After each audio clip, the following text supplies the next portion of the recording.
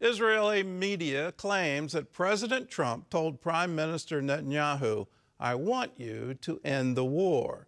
Well, meanwhile, Israeli military experts are saying the IDF needs more time to finish the job. Well, here in the U.S., the commander of CENTCOM told Congress that America is ready to take military action against Iran if the nuclear negotiations fail. Chris Mitchell reports from Jerusalem. According to Israeli Channel 12, in a call on Monday, President Trump reportedly told Netanyahu, "I want you to end the war. Finish it. The war is exhausting itself." Military expert Yaakov Lappin tells CBN News the IDF is making steady progress and needs time to finish the job. We have 5 IDF maneuvering divisions that are slowly but surely and very systematically taking control of more and more of the Gaza Strip.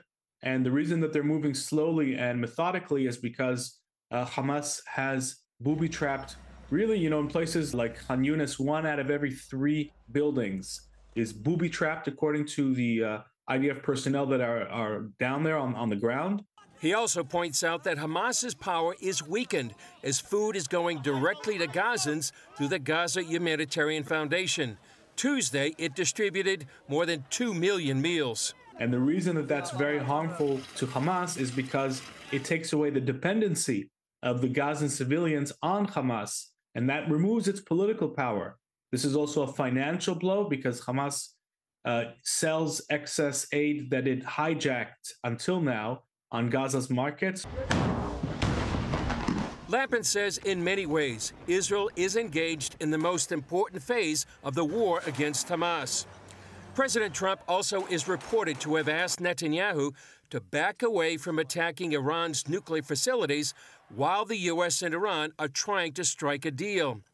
However, CENTCOM Commander General Michael Kurilla told House Armed Service Committee Chairman Congressman Mike Rogers that if the negotiations fail, the U.S. is prepared to take military action against Iran.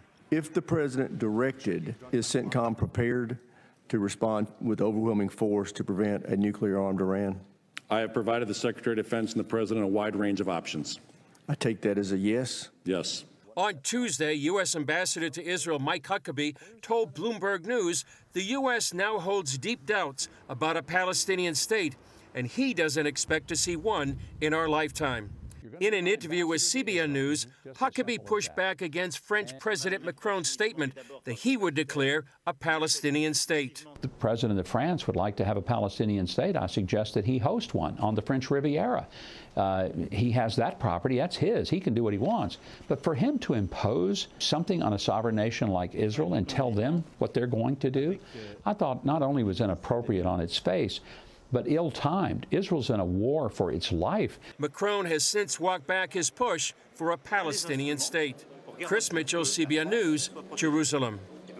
Well, I remind everyone of the history of a Palestinian state. That was the call under the British Mandate. That was the call of the UN. And the Palestinians have steadfastly refused it. First in 1948, when Israel declared as an independent sovereign nation, the Palestinians had every opportunity to declare their own. And if they had in that point in time, they would have had Jerusalem. They would have had the entire West Bank. They would have had these things. Again in 1967, after the Six-Day War, after Israel won an incredible victory, it offered to the Palestinians all of that land in exchange for peace. All they had to do was recognize that Israel had a right to exist, and they could have the land back, and they could declare their own state.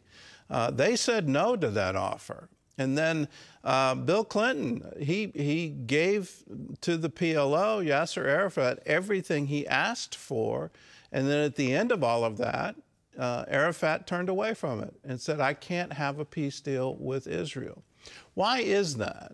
And it's because of the ideology and that phrase, "from the river to the sea, Palestine will be free."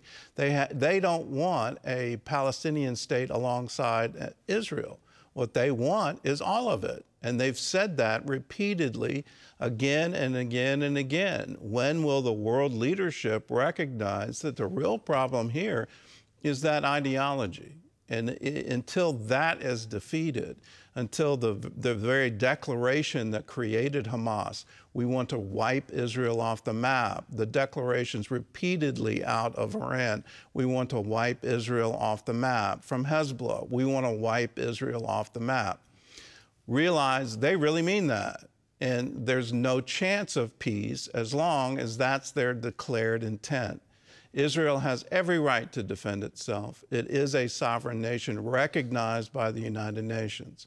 The Palestinians don't join that recognition, and that's the root of the problem.